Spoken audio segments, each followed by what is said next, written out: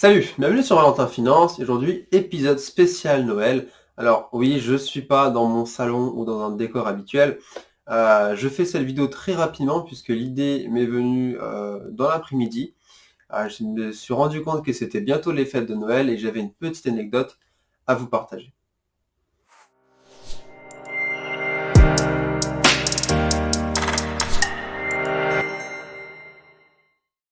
Alors, on va pas parler de l'anecdote classique du Père Noël, de Coca-Cola, etc. par rapport à la couleur rouge.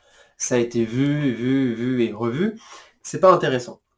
Ce dont on va parler aujourd'hui, c'est une manipulation commerciale dont tout le monde a été victime dans sa vie, mais que personne n'a remarqué. Puisqu'évidemment, pour la plupart des gens, la manipulation, ça ressemble au serpent dans le livre de la jungle qui essaie de vous envoûter un petit peu. Sauf que la manipulation, la meilleure des manipulations, c'est celle qu'on ne voit pas, qu'on ne remarque pas.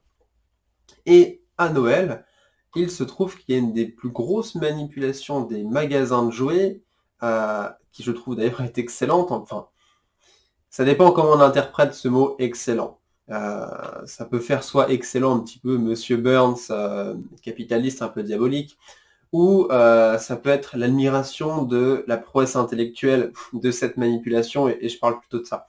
Donc sans plus attendre, je vais vous expliquer comment fonctionne cette manipulation, et pourquoi tout le monde s'est déjà fait avoir, et surtout les parents qui se font avoir. Alors à Noël, il faut savoir que la cible prioritaire des marketeurs, c'est de toucher les enfants. Puisque essayer de vendre à des adultes, c'est plus compliqué. Alors que vendre à un enfant, susciter un désir chez un enfant, c'est très rapide et c'est très facile.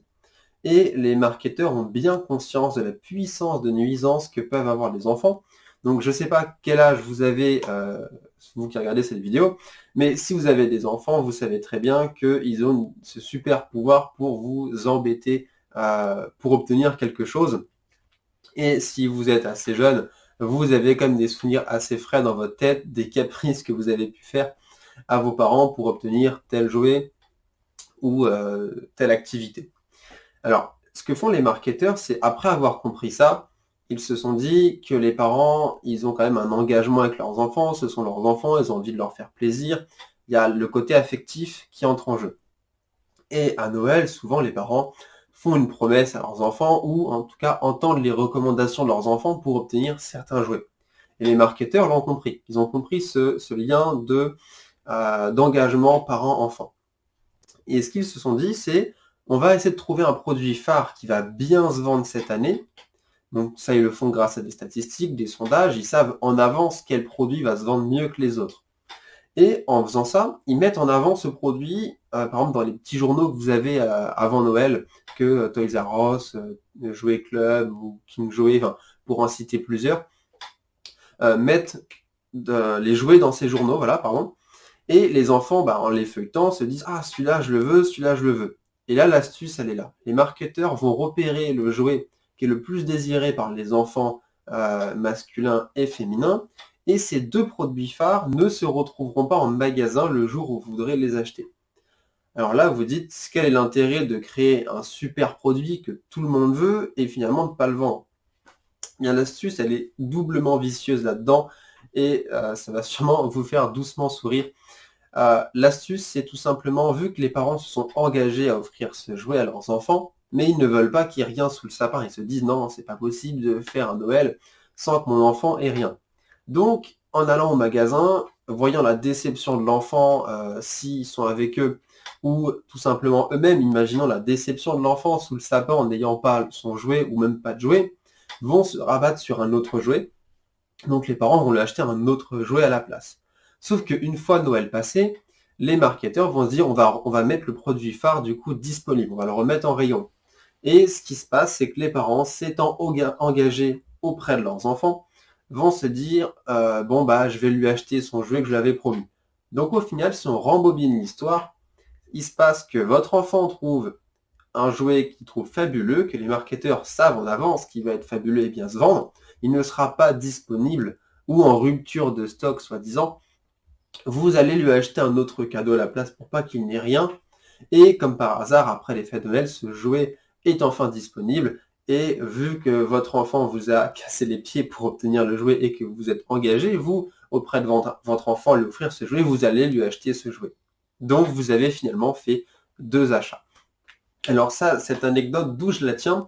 Eh bien, je la tiens de l'excellent livre Influence et manipulation. C'est un tout petit bouquin qui fait à peu près 300 pages, c'est un petit bouquin rouge avec un petit logo, que ça me fait penser un peu au jeu du loup-garou. C'est écrit par une personne qui a eu des expériences en psychologie, avec beaucoup de marketeurs qui même lui s'est fait avoir. Il va vous expliquer en fait dans ce livre le cheminement qui lui a permis de trouver tous ces biais psychologiques, toutes ces manipulations, ces techniques insidieuses. Donc il va vous parler par exemple des techniques du pied dans la porte, ou le fait de demander un petit service pour avoir un plus gros service, voire même des fois l'inverse, demander l'impossible pour finalement obtenir quelque chose de finalement possible. Enfin, ce bouquin est une véritable source d'informations, et vous l'aurez compris dans cette chaîne YouTube, je ne vais pas vous parler que de finances pures, mais si vous voulez être un entrepreneur et un investisseur aguerri, vous devez avoir une connaissance, une culture générale un peu plus développée que les autres, pour évidemment vous faire moins avoir, pour pouvoir aussi renifler les bonnes affaires.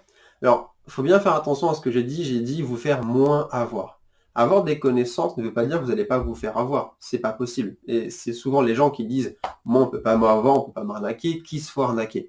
Par contre, ça vous permet de vous faire moins avoir. Et le but dans la vie, sur du très long terme pour investir, c'est de faire le moins d'erreurs possible et de se faire le moins avoir possible. Donc voilà, j'espère que cette petite anecdote sur Noël vous aura plu. Je continuerai à poster comme d'habitude tous les lundis. Là, c'était juste parce que j'ai eu l'idée en tête, c'était Noël, je me suis dit pourquoi pas faire un petit épisode bonus. Donc voilà, passez de bonnes fêtes de Noël, un bon réveillon et surtout portez-vous bien.